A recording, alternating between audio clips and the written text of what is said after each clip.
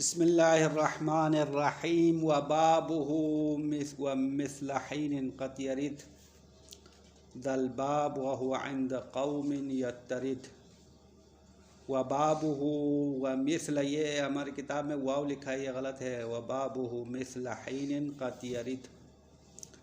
باب سنون، اصل ہماری گفتگو ملحقات جمع کے بارے میں ہو رہی تھی۔ جب مذکر سالم کے ساتھ کچھ اسماء ملحق کیے گئے ہیں، ملائے گئے ہیں اعراب میں، تو ان میں سے ایک سنین ہے، باب سنین۔ تو کہتے ہیں سنون کا پہلا اعراب جب مذکر سالم والا اعراب ہے، اور اس کا دوسرا اعراب بھی ہے وہ حین کی طرح وارد ہونا۔ حینہ کا اعراب ملے گا۔ حینہ کا اعراب کیا ہے؟ یا ہمیشہ رہے گا، نون پر مختلف اعراب آ جائے گا، یہ حینہ کا طریقہ ہے۔ تو حین والا طریقہ باب سنون میں جاری ہونا کم ہے، کہہ رہے مصنف نے تو کہا قد یرد، کبھی کبھار وارد ہوتا ہے، شاذ ہے۔ اما ایک قوم کے پاس زیادہ ہے، وَهُوَ عِنْدَ قَوْمٍ يَتَّرِدُ، اور یہ باب سنین کی طرح باب سنین حینہ کی طرح جاری ہونا ہوا کہ ضمیر ورود کی طرف لوٹائے گا، الورود مثل حین۔ باب سنون حینہ کی طرح وارد ہونا عرب کے ایک قوم کے پاس زیادہ ہے، کثرت استعمال ہے۔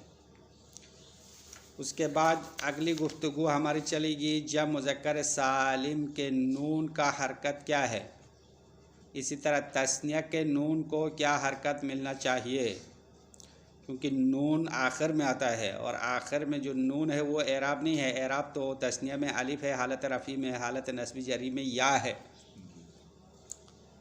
نون کو تو کچھ حرکت ملنا چاہیے۔ اسی طرح جب مذکر سالم کا نون آخر میں آئے گا، نون سے پہلے اعراب ہے، واو حالت رفعی میں ہے، حالت نصبی جری میں یا ہے، تو نون کا طریقہ اعراب کیا ہے؟ طریقہ حرکت، اعراب تو نہیں کہنا چاہے، اعراب تو معرب میں آئے گا، نون پر تو اعراب نہیں ہے۔ تو کہتے ہیں نون کی حرکت جمع کا نون اور ملحقات جمع کا نون مفتوح ہونا چاہیے قانون کے مطابق۔ نون مجموع وما به التحق فافتح، جمع کے نون اور ان اسماء کا نون جو جمع کے ساتھ ملحق کیا گیا ہے اس کو فتحہ دو، فافتح، فتحہ دے دو۔ جب مذکر سالم اور ملحقات جمع کے نون کو کیا حرکت ملنا چاہیے؟ فتحہ ملنا چاہیے، جیسا کہ مسلمون، ضاربون، سنین، اربعین، نون فتحہ کے ساتھ آنا اس کا قانون ہے۔ وَقَلَّ مَنْ بِكَسْرِهِ نَطَقَ، اور جنہوں نے جب مذکر سالم کے نون کو کسرے کے ساتھ پڑھا ہے وہ کم ہے، کم لوگوں نے، یعنی عرب کے کم لوگوں نے نون جمع کو کسرے کے ساتھ پڑھا ہے یا کسرہ دیا ہے، وہ کم ہے۔ وقل یعنی کم ہے، من وہ لوگ، بکسرہ نطقہ نون کسرے کے ساتھ نطق کیا ہے یا بولا ہے۔ یہ تو جمع کا قانون ہو گیا۔ جب مذکر سالم کے نون کو کیا ملنا چاہے؟ فتحہ ملنا چاہے۔ وَنُونَ مَا سُنِّيَ وَالْمُلْحَقِ بِهِ بِعَكْسِ ذَاكَ اسْتَعْمَلُوهُ فَانْتَبِهْ۔ مصنف صاحب فرماتے ہیں وَنُونُ مَا سُنِّيَ، اور ان اسماء کا نون جو تثنیہ بنائے گئے ہیں، وَالْمُلْحَقِ بِهِ، اور ان اسماء کا جو تثنیہ کے ساتھ ملحق کیے گئے ہیں، بِعَكْسِ ذَاكَ یعنی جمع کے الٹ، استعملوہ انہوں نے استعمال کیا ہے، فانتبہ تم آگاہ رہو۔ بس جب مذکر سالم کا برعکس تثنیہ میں چلے گا تو برعکس ہو تو کیا ہوگا؟ الٹ کرو، جب مذکر سالم کے نون کا برعکس ہو تو کسرہ آئے گا۔ جب مذکر سالم میں فتحہ آنا قانون تھا، تثنیہ کے نون کو کسرہ آنا قانون ہوگا۔ یہاں تک مصنف کے شعر کا ترجمہ ہو گیا ہے، ابھی ہم شرح کی طرف آئیں گے، شاعر صاحب کیا فرماتے ہیں۔ باب سنون کی شرائط مکمل ہو گئے ہیں۔ اس کے بعد وَمِثْلَ حِینٍ فِي كَوْنِهِ مُعْرَبًا بِالْحَرَكَاتِ عَلَى النُّونِ مَعَ لُزُومِ الْيَاءِ قَدْ يَرِدُ ذَا الْبَابِ، کہتے ہیں حین کی طرح باب سنون حین کی طرح وارد ہونا کم ہے تو حین کی طرح کیسے ہوگا؟ شارح نے وضاحت کیا فی کونہ معربا بالحرکات علی النون، کہ وہ سنون جو ہے معرب ہوگا نون پر حرکت کے ساتھ، مع لزوم الیا یا لازم ہونے کے ساتھ۔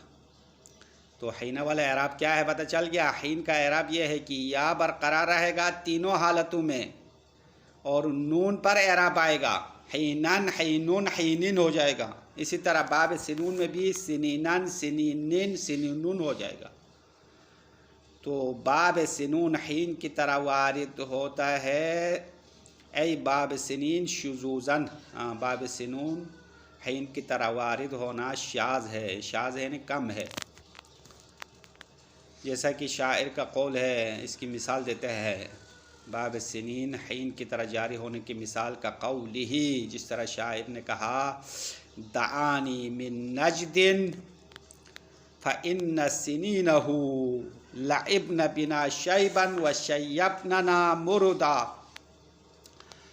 شاعر فرماتے ہیں دعانی، تم دونوں مجھے چھوڑ دو، دع یہ اسماء افعال میں سے، دع کا معنی ہے چھوڑنا، اسماء افعال امر کا معنی دیتا ہے چھوڑ دو، مجھے چھوڑ دو، دعانی تثنیہ ہے، تم دونوں مجھے چھوڑ دو، من نجد، نجد کے بارے میں بات کرنے سے، نجد ایک جگہ کا نام ہے مکہ میں، فإن سنینہ، بے شک نجد کی جو سال ہے، نجد میں جو سال میں نے گزارا، لعبن بنا شیبان، جس میں ہمارے بڑھاپے کے ساتھ کھیلا، وشیبننا مردن، اور ہمارے جوانی کی حالت کو بوڑھا بنا دیا۔ مطلب اس نجد والی جگہ میں شاعر کو بہت پریشانی ہو گئی ہے اور اس کی جوانی بڑھاپے میں تبدیل ہو گئی تھی، اس لیے وہ کہہ رہے کہ نجد کی باتوں سے ہمیں چھوڑ دو، ہم اس سے کوئی کام نہیں ہے، اس باتوں سے ہمارا کوئی تعلق نہیں ہے، وہ چھوڑ دو۔ یہ تو ترجمہ ہو گیا، شعر کا ترجمہ۔ شاید مثال کہاں ہے؟ فإن سنینہ میں ہے، سنین، سنین میں نون کو فتحہ دیا ہے، نصب دیا کیونکہ یہ ان کا اسم ہے، اور یا برقرار رکھا ہے، فإن سنینہ، یہ شاید مثال ہے۔ وَهُوَ أَيْ الْوُرُودُ مِثْلَ حِينٍ فِيمَا ذُكِرَ عِنْدَ قَوْمٍ مِّنَ الْعَرَبِ يَتَّرِدُ۔ وَهُوَ، مصنف نے تو ہوا ضمیر لایا، شارح نے ہوا کا مرجع نکالا ہے، وَهُوَ یعنی ای الورود مثل حین، حین کی طرح آنا، باب سنون حین کی طرح آنا، فیما ذکرہ، گزشتہ اعراب میں جو اعراب ذکر کیا گیا ہے اس میں حین کی طرح آنا، عند قوم من العرب یترد، عرب کے ایک قوم کے پاس زیادہ ہے، ای یستعمل کثیراً، زیادہ استعمال کیا جاتا ہے۔ سنون حین کی طرح وارد ہونا عرب کے قوم کے پاس زیادہ ہے۔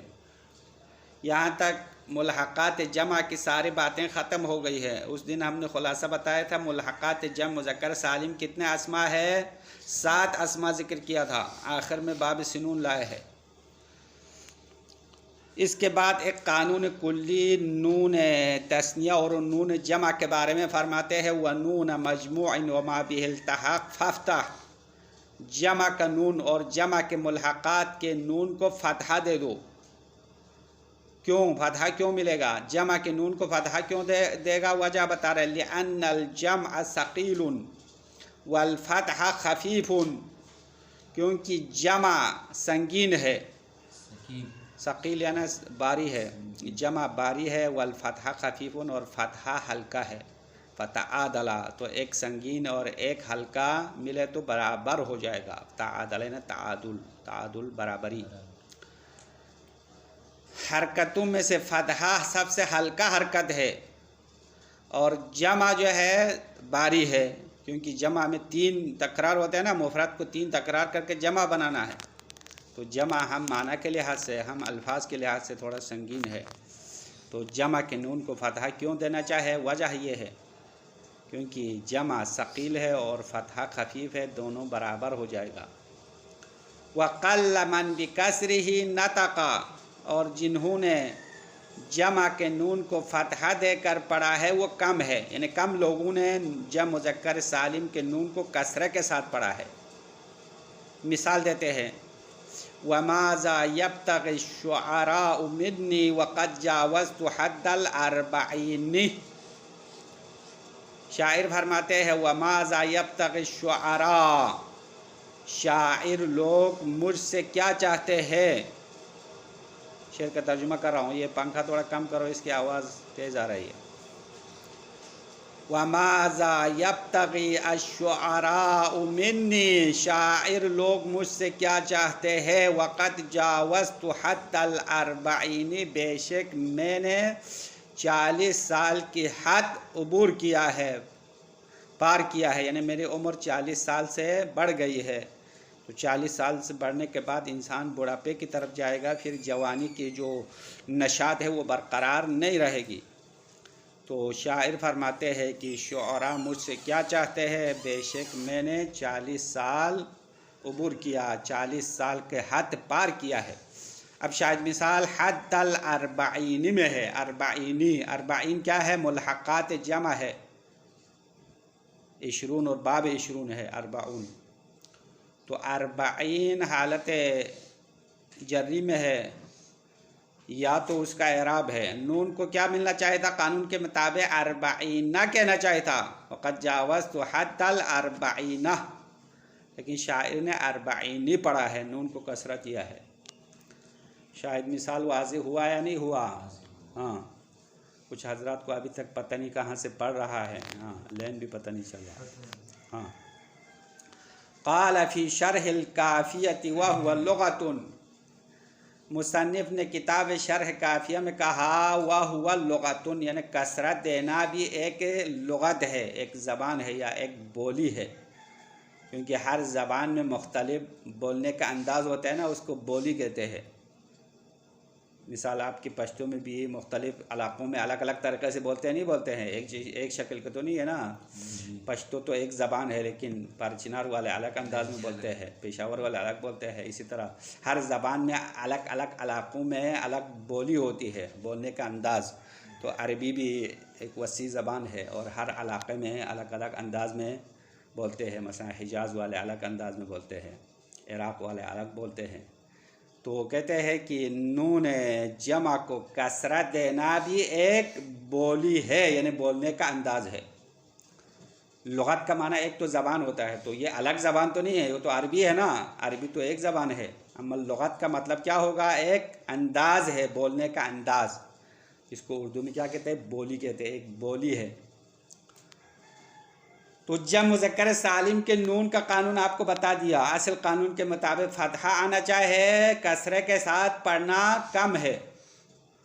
اب تثنیہ کے نون کا قانون بتائے گا، وَنُونُ مَا سُنِّيَ وَالْمُلْحَقِ بِهِ بِعَكْسِ ذَاكَ اسْتَعْمَلُوهُ فَانْتَبِهْ، کہتے ہیں کہ نون تثنیہ اور ملحقات تثنیہ، تثنیہ تو اکیلا نہیں تھا نا، ملحقات تثنیہ تھا، جس طرح ملحقات جمع ہے اسی طرح تثنیہ کے بھی ملحقات تھا، یاد ہے یا نہیں؟ ملحقات تثنیہ کیا ہے، کچھ بولو، تثنیہ کے ملحقات، ہاں، کلا، کلتا، اسنان، اسنتان، یہ ملحقات تثنیہ ہے، حقیقت میں تو تثنیہ نہیں ہے، اعراب میں تثنیہ کے ساتھ ملحق کیے گئے ہیں۔ تو تثنیہ کا نون اور ملحقات تثنیہ کا نون بعکس ذاکا، یعنی اس کے الٹ، ذاکا اشارہ ہے بعکس نون الجمع والملحق بھی، جمع مذکر سالم کے نون کے الٹ اور ملحقات جمع کے نون کے الٹ استعملوہ، انہوں نے استعمال کیا ہے۔ فانتبہ، یعنی تم آگاہ رہو، اس بات کو ذہن میں بٹھاؤ۔ تو جمع مذکر سالم کے نون کا الٹ نون جمع میں قانون جاری ہوگا۔ تو نون جمع مفتوح ہے تو فَهِيَ مَكْسُورَةٌ، تثنیہ کا نون مکسور ہوگا، تثنیہ کے نون کو حرکت کیا ملے گا، کسرہ ملے گا، تثنیہ کے نون کو کسرہ ملنا چاہے۔ وَفَتْحُهَا لُغَةٌ مَعَ الْيَاءِ، اور نون تثنیہ کو فتحہ دینا بھی ایک بولی ہے، ایک لغت ہے، مع الیا، یا کے ساتھ، چونکہ تثنیہ میں حالت رفعی میں الف آتا ہے، حالت نسبی جری میں کیا ہے؟ یا ہے. تو شارح فرماتے ہیں تثنیہ کے نون کو فتحہ دینا یا کے ساتھ ایک لغت ہے، یعنی حالت نسبی اور جری میں تثنیہ کے نون کو فتحہ بھی دیا ہے، اور نیچے بھی کہے گا الف کے ساتھ بھی کسرہ دیا ہے، نہیں فتحہ دیا ہے، کسرہ آنا تو اس کا قانون ہے. تو تثنیہ کی 3 حالت ہے نا، ان میں سے ایک حالت الف کے ساتھ آئے گا، 2 حالت میں یا آئے گا. تو تثنیہ حالت نسبی جری میں یا کے ساتھ ہے، اور یا کے ساتھ ہونے کی صورت میں نون کو فتحہ دیا ہے، جیسا کہ شاعر کا قول ہے کقولہ، اس طرح اس نے کہا شاعر نے علی احو الزینا استقلت عشیۃ فما ہی الا لمحۃ وتغیب. شاعر ایک پرندے کے بارے میں فرماتے ہیں علی احو الزینا، اپنے دونوں پروں پر.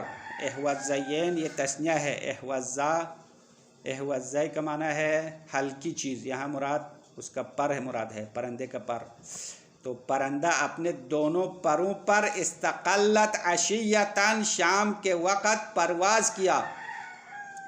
فما ہیا بس وہ نہیں ہے الا لمحۃ مگر ایک سیکنڈ کے لیے، ایک لمحے کے لیے نظر آتا ہے، وہ تغیب اور چھپ جاتا ہے.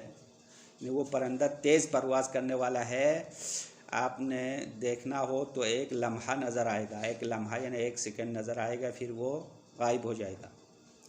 بس یہاں پہ شاید مثال علی احو الزینا، نون کو کیا دیا ہے؟ فتحہ دیا ہے. قانون کے مطابق کیا کہنا چاہے؟ علی احو الزینی ہونا چاہے، تثنیہ کے نون کو کسرہ آنا چاہے تھا، یہاں تو فتحہ دیا.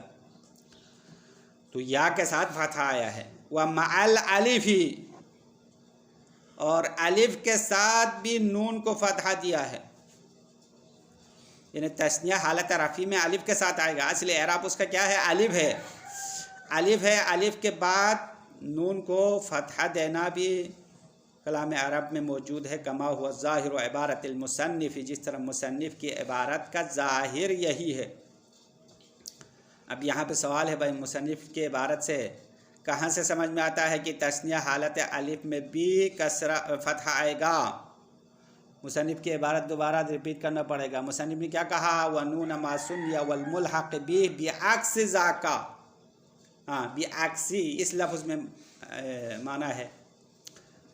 مصنف نے کہا تثنیہ کا نون اور ملحقات تثنیہ کا نون جمع کے نون کے برعکس ہے. تو جمع میں پہلے کیا پڑھا تھا؟ وَنُونَ مَجْمُوعٌ وَمَا بِهِ الْتَحَقَ فَافْتَحْ وَقَلَّ مَنْ بِكَسْرِهِ نَطَقَ، اس مطلب کو پورا الٹ کرنا ہے. تو پورا الٹ کیا تو کیا ہوگا؟ نون جمع کا فتحہ اصل قانون ہے، تو تثنیہ کا اصل قانون کیا ہوگا؟ کسرہ ہوگا. پھر وَقَلَّ مَنْ بِكَسْرِهِ نَطَقَ، اس کو کسرے کے ساتھ پڑھنا کم ہے، اس کو بھی الٹ کرنا ہے. تو جمع کے نون کو کسرہ کے ساتھ پڑھنا کم ہے، تو ادھر سے تثنیہ کا نون فتحے کے ساتھ پڑھنا بھی کم ہوگا. سمجھ میں آیا نہیں آیا؟ تو جمع کے نون کو کسرہ دینا کم ہے، تثنیہ کے نون کو فتحہ دینا کم ہوگا. برعکس کرنے کا نتیجہ یہ ہوگا.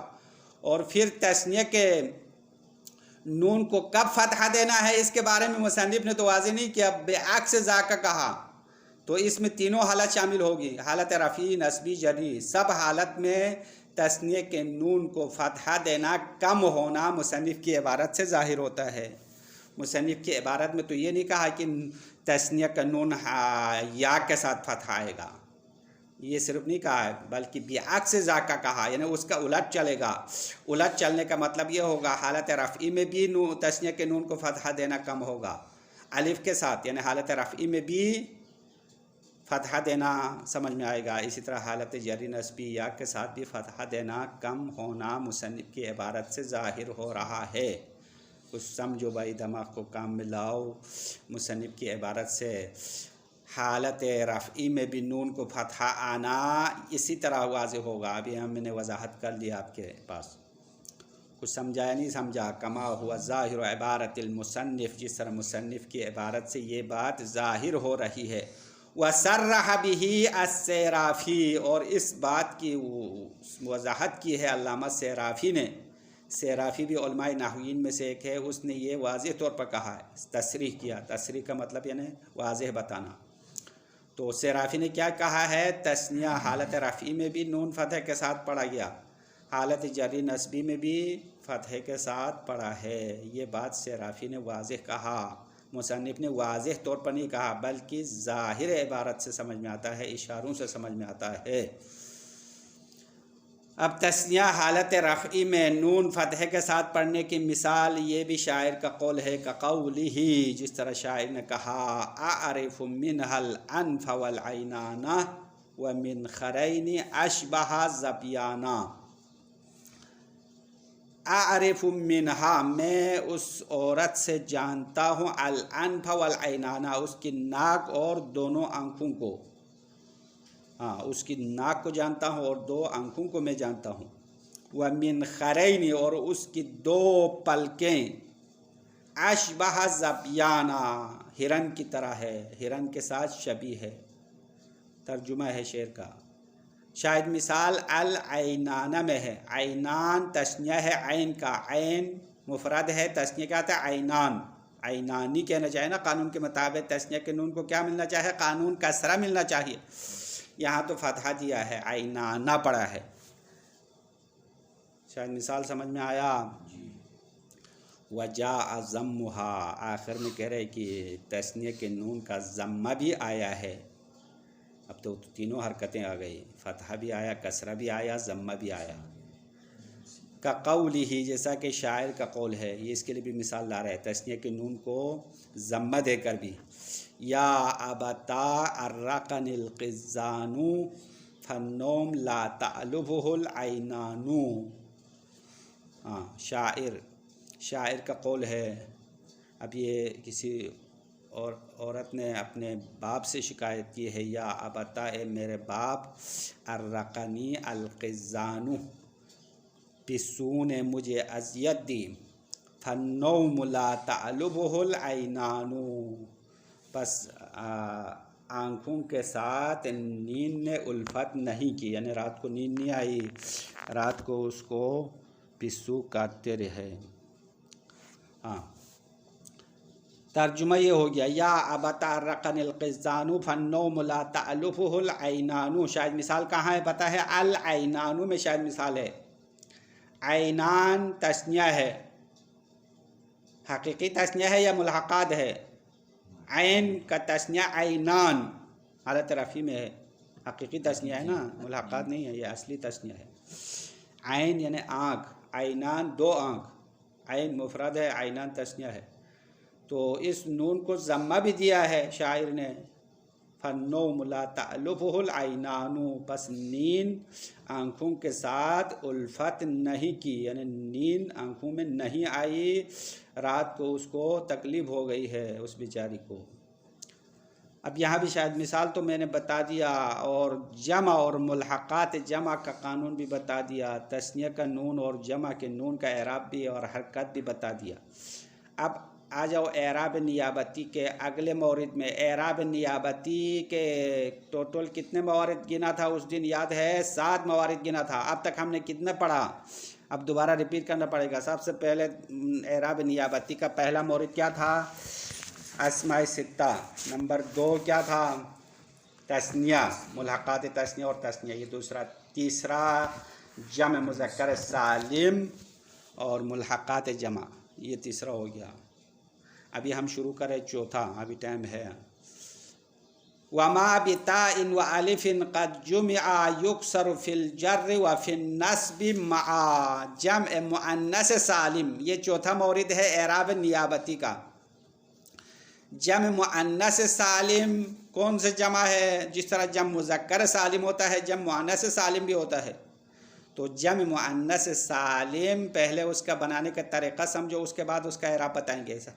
تو کہتے ہیں الف اور تا کے ساتھ جمع بناتے ہیں۔ جمع مؤنث سالم کیسے بناتے ہیں؟ الف اور تا کے ساتھ۔ جیسے مسلمتن سے جمع مؤنث سالم کیا آتا ہے؟ مسلماتن، الف کے ساتھ آئے گا اور آخر میں تا آئے گا۔ تو جو اس کی شرائط بھی اشارے نیچے بتا رہے ہیں، ہاں کچھ شرائط بھی ہے جمع مؤنث سالم بنانے کے بھی۔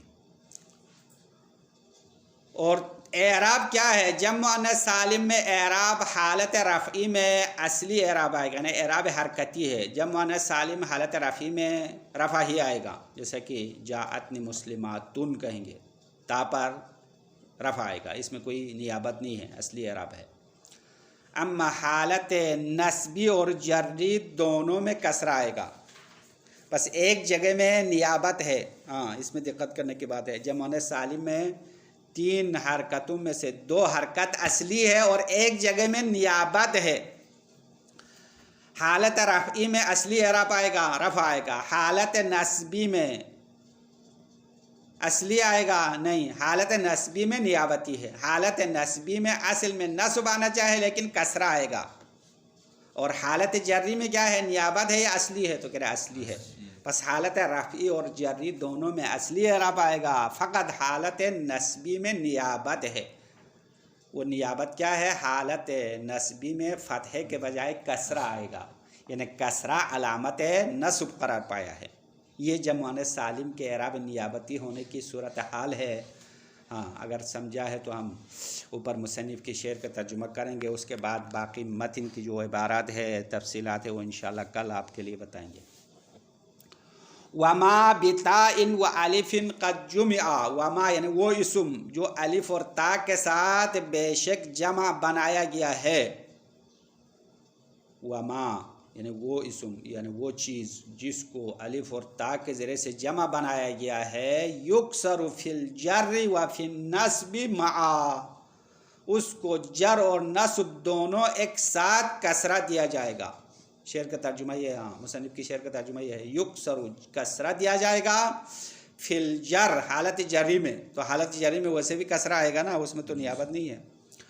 وفی النصب معا، اور نصب میں بھی کسرہ دیا جائے گا، حالت نصبی میں بھی کسرہ آئے گا. تو جمع مؤنث سالم میں فقط ایک صورت میں اعراب نیابتی آیا ہے، وہ ہے حالت نصبی والی صورت ہے. حالت نصبی صورت میں کسرہ آیا ہے اور کسرہ نصب کے نائب بن گیا. یہ ہے اعراب نیابتی کا چوتھا مورد. اور آگے جو تفصیلات ہے، ملحقات جمع مؤنث سالم بھی، ہاں جس طرح پہلے جمع مذکر سالم کے ملحقات ہے، جمع مؤنث سالم کے ساتھ بھی کچھ اسماء ملحق کیا گیا ہے. ہاں، وہ بھی کل بتائیں گے انشاءاللہ. آج کے لیے اتنا کافی ہے. خلاصہ میں نے لکھ کے دیا تھا، وہ آپ اپنے کاپی میں لکھ کر کل چیک کرنا ہے. ہاں، جو میں نے لکھ کے دیا ہے وہ لکھنا پڑے گا. وصلی اللہ علیہ